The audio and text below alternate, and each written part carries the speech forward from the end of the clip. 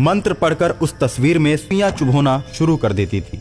जिस किसी की भी तस्वीर में वो सुइयां चुभो देती थी, वो आदमी दर्द की वजह से चिल्लाने लगता था और अंत में काले जादू के असर उसके ऊपर होने लगते थे। वो तड़प तड़प कर दम तोड़ देता था। इस तरह हेमा को जो भी परेशान करता, बात बात पर ही काला जादू करके वो उसे मार देती। हेमा के काले जादू के असर ने बहुत से लोगों को मार दिया था। उसके बाद यह घटना चर्चा का विषय बन गई कि गांव में महामारी आ गई है। जिसको भी यह महामारी अपनी चपेट में लेती है, वह इंसान तड़प तड़प कर मर जाता है। एक दिन हेमा ने गांव के मुखिया पर ही काला जादू करने की बात सोची और अपने कमरे में जाकर दरवाजे को बंद करके मुखिया की आकृति बनाने लगी। आकृति के सामने नींबू काटने लगी। नींबू काटकर आकृति को माला पहनाती है और पहली सुई आकृति के सीने में चुभाती है और सीने में सुई चुभते ही मुखिया के सीने में दर्द होने लगता है। तो लोग कहते हैं कि मुखिया भी महामारी की चपेट में आ चुका है। अब यह भी नहीं बचने वाला। मुखिया का लड़का राजेश शहर से एम्बुलेंस बुलाकर मुखिया को शहर के बड़े डॉक्टर को दिखाता है और सारी बात बताते हुए डॉक्टर से कहता है, अरे इस महामारी से हमारे गांव के बहुत सारे लोग मारे गए हैं। डॉक्टर साहब, मेरे पापा को बचा लीजिए, मैं आपको मुंह मांगी रकम दूंगा। डॉक्टर इलाज करना शुरू कर देते हैं, लेकिन डॉक्टर के इलाज का कोई असर नहीं होता और डॉक्टर परेशान होकर सोचता है, यार ये कौन सी बीमारी है, इतना इलाज करने के बाद भी ठीक नहीं हो पाई। बीमारी के जितने भी लक्षण थे, उन लक्षणों को देखकर ही दवाइयां दी, उसके बावजूद असर नहीं हुआ। डॉक्टर परेशान होकर मुखिया को अपने सीनियर डॉक्टर के पास रेफर कर देता है। राजेश अपने पापा को लेकर सीनियर डॉक्टर के पास पहुंचता है। सीनियर डॉक्टर सारी दवाइयों को देखता है और मुखिया को चेक करता है। मुखिया के शरीर में उसे किसी भी प्रकार की बीमारी का कोई लक्षण नजर नहीं आता। डॉक्टर आश्चर्य में पड़ जाता है, आखिर ये कैसी नई बीमारी है। डॉक्टर इधर सोच रहा होता है और उधर हेमा मुखिया की फोटो में सुई चुभो देती है। हेमा दूसरी सुई मुखिया की आंख में चुभोती है। जैसे ही हेमा आंख में सुई चुभोती है, मुखिया के आंखों की रोशनी गायब हो जाती है। मुखिया कहता है, डॉक्टर साहब, मुझे ऐसा लगता है कि किसी ने मेरी आंखों में सुई चुभो दी है। बहुत ज्यादा दर्द हो रहा है, मुझे कुछ दिखाई नहीं दे रहा है। देखते ही देखते मुखिया की आंखों से खून बहने लगता है। डॉक्टर ने अपने जीवन में इस प्रकार का मरीज पहले कभी नहीं देखा था।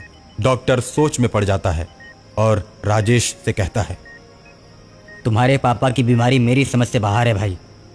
वैसे मैं आराम होने के लिए दर्द का इंजेक्शन दे देता हूँ। अब तो तुम्हें अपने पापा को बड़े शहर में ही दिखाना पड़ेगा। डॉक्टर अपने से भी सीनियर डॉक्टरों का पता देता है, जहां पर नए लोगों पर रिसर्च किया जाता है। रिसर्च सेंटर में डॉक्टर मुखिया के पास पहुंचते हैं और मुखिया की बीमारी का पता लगाने लगते हैं, लेकिन किसी को भी मुखिया के रोग के बारे में पता नहीं चलता। सभी डॉक्टर सोचने पर मजबूर हो जाते हैं कि आखिर ये कौन सी बीमारी है। उसी रिसर्च सेंटर में एक बीमार तांत्रिक अपना इलाज कराने आता है। मुखिया को देखते ही तांत्रिक भड़क उठता है और डॉक्टरों से कहता है, मेरा रोग ठीक करो, मैं स्वस्थ होते ही मुखिया को ठीक कर दूंगा। इसे कोई रोग नहीं हुआ है, इस पर सिर्फ और सिर्फ काला जादू का असर है, जिसके चलते दवाइयां असर नहीं कर रही हैं। काला जादू नाम सुनकर डॉक्टर हैरान हो जाते हैं। सबसे पहले तांत्रिक को दवा देकर ठीक करते हैं। तांत्रिक ठीक हो जाने के बाद बोलता है, मैं जानता हूं कि आप लोग काले जादू को नहीं मानते, इसलिए मैं आप लोगों को जादूगरनी के पास ले चलता हूं, ताकि आप लोगों को विश्वास हो जाए कि काला जादू होता है, जिसे तांत्रिक ही ठीक कर सकता है। तांत्रिक डॉक्टरों को लेकर मुखिया के गांव में पहुंचता है और नींबू पर मंत्र फूंक कर फेंकता है। नींबू गेंद की तरह आगे आगे चलने लगता है और उसके पीछे पीछे मुखिया, डॉक्टर और गांव के कुछ लोग चलते हैं। नींबू हेमा के दरवाजे पर जाकर रुक जाता है। नींबू के रुकते ही तांत्रिक बोलता है, काले जादू की जादूगरनी, तू इसी घर में है। मुखिया जब यह बात सुनता है तो अपने लड़के राजेश से कहता है, दरवाजा तोड़ दो राजेश, दरवाजा तोड़ दो। और दरवाजा टूटते ही सभी हेमा के घर के अंदर प्रवेश कर जाते हैं। हेमा के घर में एक लोहे का बहुत बड़ा दरवाजा था, जिस पर शैतान का बहुत विशालकाय चित्र लगा हुआ था। तांत्रिक बोलता है, इसी घर में जादूगरनी रहती है और काला जादू करती है। इस घर में प्रवेश करने वाला बच नहीं पाता है, क्योंकि इस घर में काले जादू की शक्ति है। दरवाजे के उस पार शैतान खड़ा रहता है और हेमा काला जादू कर रही है। हेमा को इस बात की भनक लग जाती है कि गांव वाले एक तांत्रिक को लेकर आए हैं। हेमा गुस्से में आकर दरवाजा तोड़ती है।